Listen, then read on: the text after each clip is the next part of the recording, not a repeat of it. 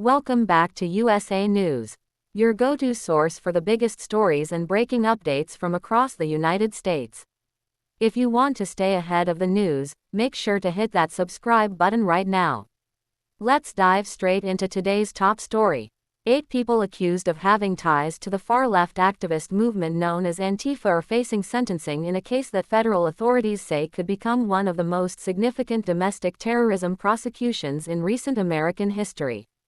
The sentencing hearing is taking place in Fort Worth, Texas, nearly a year after a violent confrontation outside the Prairieland Detention Center in Alvarado on July 4. What began as a demonstration supporting immigrants being held inside the facility ultimately turned into a federal investigation involving gunfire, terrorism charges, and a heated national debate over free speech, protest rights, and political extremism.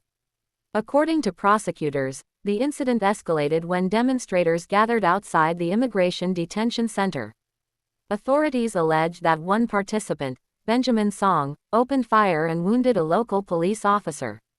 Federal prosecutors argued that the group coordinated actions that supported what they described as terrorist activity.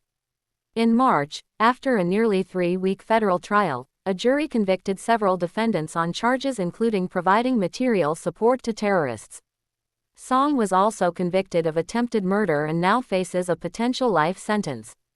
Federal law requires a minimum prison term of 20 years for that conviction alone. Another defendant, Daniel Sanchez Estrada, was convicted on charges related to concealing documents and conspiracy. Prosecutors say those actions were part of an effort to obstruct the investigation. He could face decades behind bars if the court imposes the maximum sentence. Several other defendants chose to plead guilty rather than proceed to trial. They admitted to providing material support and now face prison sentences that could extend up to 15 years. But beyond the courtroom, this case has ignited a much larger national conversation. Federal authorities, including FBI Director Kash Patel, have described the prosecution as the first major terrorism-related case targeting individuals the Trump administration believes were operating as part of Antifa.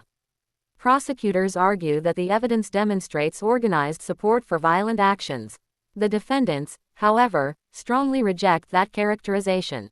They deny being members of Antifa and maintain they were present to protest immigration detention policies and express solidarity with immigrants housed inside the facility. The controversy intensified after President Donald Trump signed an executive order designating Antifa as a domestic terrorist organization.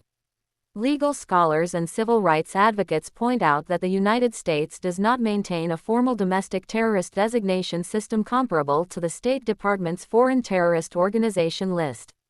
As news of the sentencing spreads, reactions across the country remain sharply divided.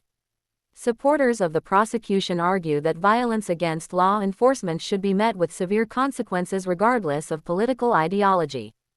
Others warn that the case could set a precedent that blurs the line between criminal conduct and constitutionally protected protest activity. For many Americans, the central question goes beyond the fate of the 8 defendants. It touches on the future of political demonstrations, government power, and the limits of free speech during an era of deep political polarization.